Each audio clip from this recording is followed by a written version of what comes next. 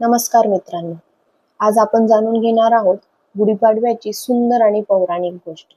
महाराष्ट्रात मोठ्या उत्साहात साजरा होणारा गुढीपाडवा हा फक्त सण नाही, तर नव्या वर्षाची, नव्या आशेची आणि विजयाची सुरुवात मानली जाते। चला तर मग सुरू करूया गुढीपाडव्याची कथा। पुराणांनुसार सृष्टीची निर्मिती ज्या दिवशी सुरू झाली तो दिवस म्हणजे चैत्र शुद्ध प्रतिपदा। असे मानले जाते की या दिवशी ब्रह्मदेवांनी संपूर्ण सृष्टी निर्माण करण्यास सुरुवात केली।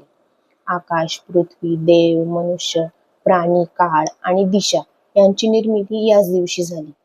म्हणूनच हा दिवस हिंदू नववर्षाचा पहिला दिवस मानला जातो।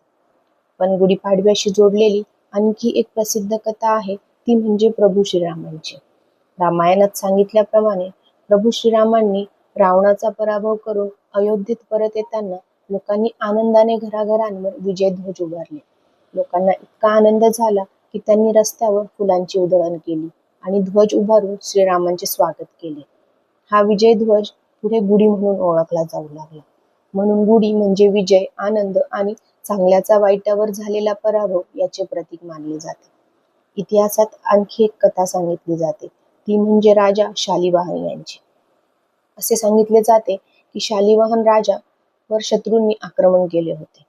राजाकडे मोठे सैन्य नव्हते, पण त्यांचा आत्मविश्वास खूप मोठा होता। राजाने मातीचे सैनिक तयार केले आणि देवाची प्रार्थना केली। देवाच्या कृपेने ते सैनिक जिवंत झाले आणि त्यांनी शत्रूवर विजय मिळवला। हा विजय चैत्र शुद्ध प्रतिपदेला मिळाला। लोकांनी आनंदाने गुढी उभारून विजय साजरा केला। तेव्हापासून हा दिवस विजयाचा दिवस मानला जातो आणि शालिवाहन शकाची सुरुवातही याच दिवशी झाली असे मानले जाते। आता प्रश्न येतो, गुढी का उभारतात? गुढी म्हणजे विजय आणि शुभत्वाचे प्रतीक।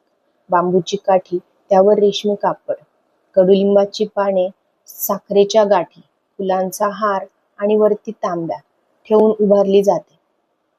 असे मानले जाते की गुढी उभारल्याने घरात सुख, समृद्धी आणि चांगले दिवस येतात। वाईट शक्ती दूर राहतात आणि नवीन वर्ष आनंदाने सुरू होते। गुढीपाडव्याच्या दिवशी कडुलिंब खाण्याची ही परंपरा आहे। याचा अर्थ असा की जीवनात गोड आणि कडू दोन्ही अनुभव येतात आणि दोन्ही स्वीकारूनच जीवन पुढे जात असते। म्हणूनच गुढीपाडवा हा फक्त सण नाही, तो आहे नव्या सुरुवातीचा दिवस, विजयाचा दिवस आणि आनंदाचा दिवस।